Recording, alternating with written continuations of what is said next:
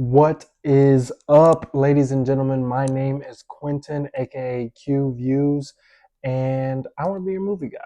Yesterday, I was fortunate enough to see Toy Story 5. I can't believe it, but yes, we are on the fifth movie of this franchise, and here are my thoughts. I'll cut right to the chase. I thought this movie was very good. It hasn't lost any of the magic of the Toy Story franchise, any Pixar magic either. I just think it was a great addition to Pixar's movie repertoire, not necessarily to Toy Story's franchise. I'll explain a little more later. Let's get into the details. First up is story and plot. And honestly, I thought this was one of the strengths of this movie. As soon as I saw the trailer, I saw the idea that they were doing tech versus toys, and I said, oh, I'm all for it. I wasn't all for a Toy Story 5, but you kind of won me over a little bit with the whole tech versus toy storyline. There's so many ways you can go, and it's so relevant in today's world. I think that's the biggest strength of this movie. But that being said, that does not mean that the plot was excellent.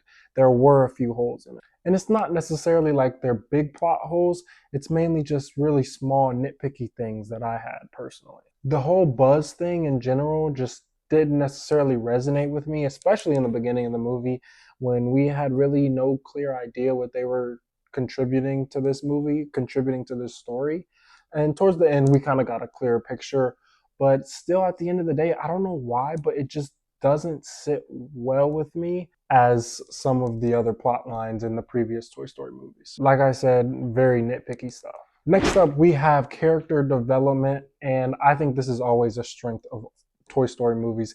They have handled these characters so well, not only through voice acting and being able to convey emotions out of just toys, but also with being able to create a compelling character arc with every toy. I think we closed out Woody's arc really in Toy Story 4. We closed out Andy's arc in Toy Story 3. That was the end of his arc.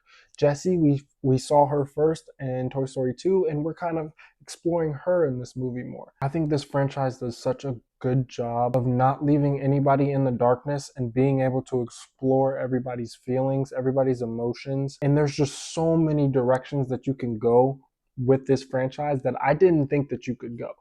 Honestly, I thought after Toy Story 3 that there was no more character development.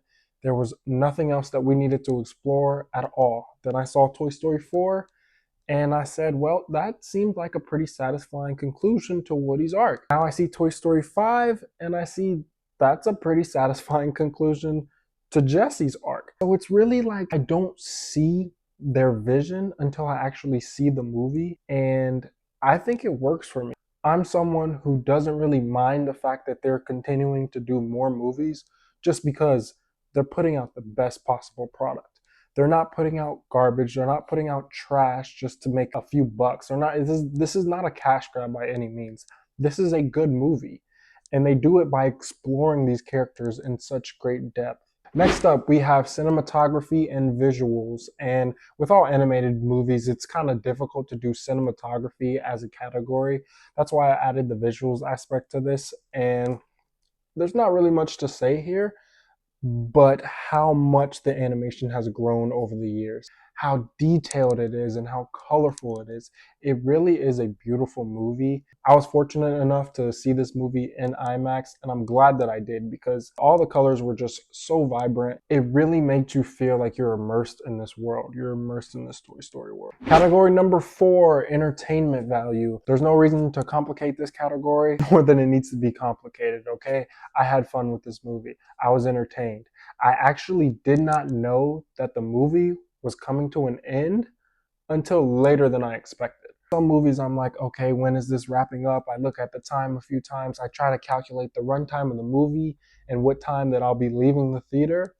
This one, I didn't really do that. I look up and I'm like, oh, this is the third act. We're concluding the story right now. So I'm all for it. This movie put me in the story and it had me invested. And not all movies can say that they've had me invested. So I have to give props where it's due. And for my final category, originality and creativity. This is something that I like to do with every movie because I'm such a fan of filmmakers trying new things. I'm such a fan of people taking risks And I think that that's what gets people to go to the movie theaters. We've seen it with Obsession of this year, and I think we need more of that. We need to keep having that.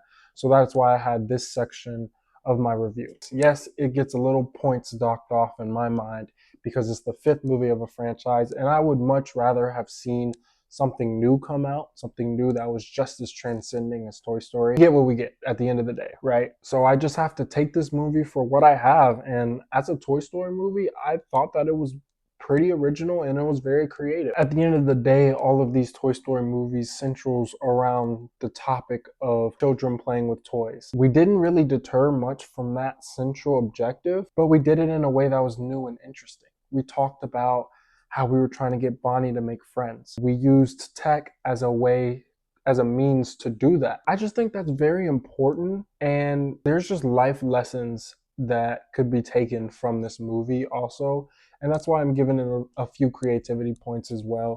I'm not docking it completely. So yeah, it wasn't entirely original, but that doesn't mean that it wasn't creative. Real quick before my final thoughts, please like and subscribe if you enjoyed this.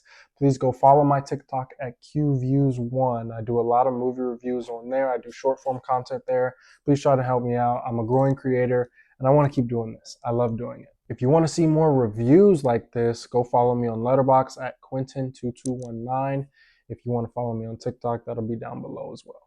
Toy Story 5 is not going to reinvent the wheel. It's not transcending the whole animation space, and it's definitely not transcending the Toy Story franchise.